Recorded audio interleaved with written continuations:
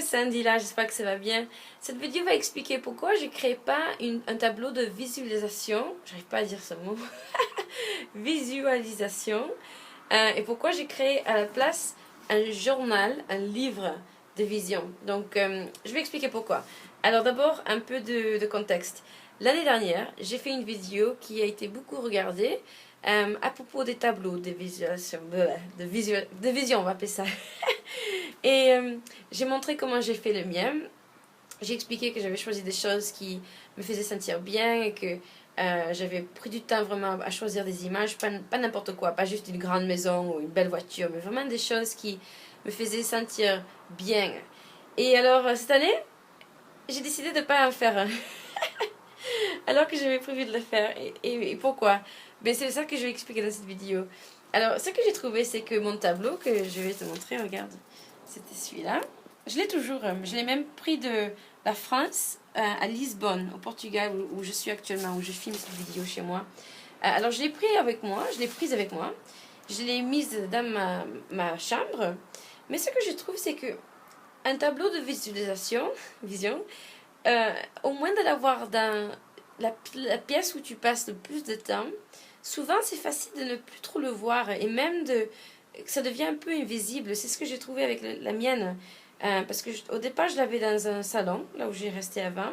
Et là c'était bien, je le voyais tous les jours. Mais depuis que je suis au Portugal, au début je partageais la maison où je suis. Donc j'avais mis le tableau dans ma chambre.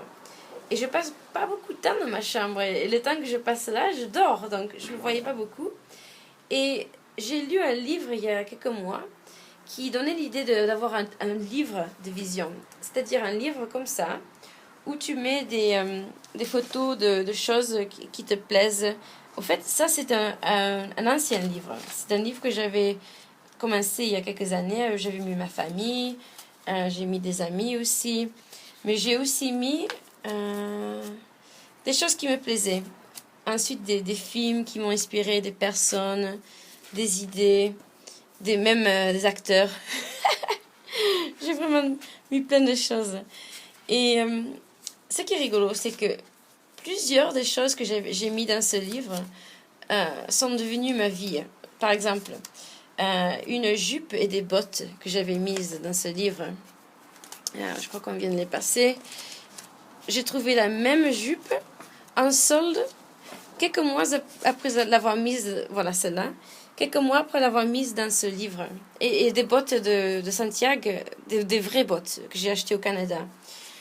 À l'époque que je faisais ce livre, j'étais très stressée, sans énergie et fatiguée.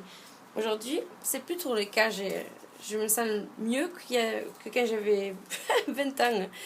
Et j'avais mis une photo de Nice en France où je voulais aller vivre. Et j'ai vécu 2 ans. Et le bâtiment où je vivais était dans ma photo. Donc je sais déjà que ça marche. Donc quand j'ai lu dans ce livre que plutôt que d'avoir un tableau qu'on ne voit pas trop, on pourrait créer plutôt un livre et regarder tous les jours ce livre et feuilleter les pages, toucher les images, de suite j'ai su que c'était génial comme idée et que je voulais le faire. Donc, comment le faire?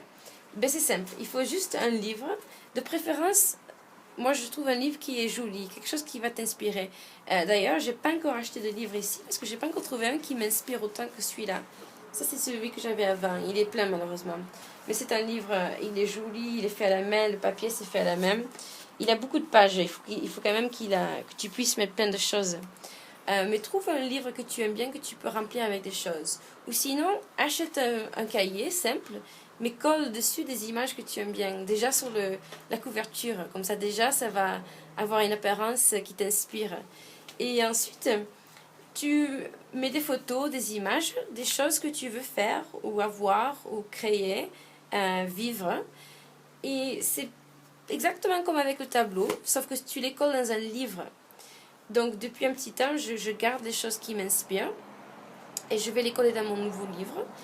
Et tous les matins, et ça j'ai déjà commencé, je regarde mon ancien livre et j'ai commencé ça sur mon ordinateur, mais tous les matins, je regarde mon livre pendant 10 minutes. Et j'imagine comment ça va être quand j'ai les choses qui sont dans mon livre. Donc, moi, ce que j'aime bien, c'est quand tu as quelque chose que tu peux toucher, ça le rend plus réel. plutôt que de juste imaginer ou d'avoir un tableau que tu vois que de temps en temps. Donc la dernière chose à dire là-dessus, c'est que dans le livre, il recommande de mettre beaucoup de choses dans ton livre. Pas juste mettre 10, 20 choses, mais il dit même 5000. Oui, je pense que c'est beaucoup. Tu peux commencer avec 20 choses, 50, 100. C'est pour ça que je dis, prends un livre qui est quand même assez costaud. Après, tu ne veux pas prendre quelque chose qui est tellement costaud que ça te fait chier, comme on va dire, de le prendre. Mais quelque chose entre les deux. Par exemple, moi j'aime bien ce style parce que il est assez grand, mais est assez épais. Mais c'est pas trop gênant. Je peux voyager avec quand même. C'est pas une encyclopédie. Et je vais pas mettre des images trop grandes parce que justement, je vais avoir de la place pour mettre plein de choses. Et la raison pour laquelle il dit ça, et je vais finir après de dire ça, c'est parce que si tu veux avoir une vie remplie de belles choses, d'expériences, de beaux moments, ben, il faut passer beaucoup de commandes avec l'univers.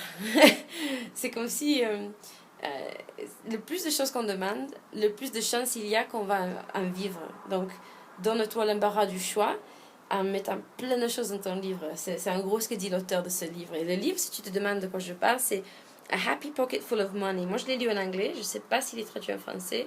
Je vais regarder. Je mettrai dans la description sous cette vidéo et dans le blog. Donc, je mettrai dans le blog. Donc, vas-y voir là pour avoir les références. OK? Donc, j'espère que cette vidéo a été utile. Et je vais aussi faire une autre vidéo qui explique les résultats que j'ai eus de mon premier tableau de visualisation. Parce qu'il y a quelqu'un qui m'a écrit récemment pour me demander ça. Donc, je vais répondre à cette question. Merci beaucoup d'avoir regardé. Si cette vidéo a été utile, dis-moi. J'aime bien savoir quelles choses aident réellement les autres personnes. Et merci, à bientôt. Et bon tableau de... Non, bon livre de vision.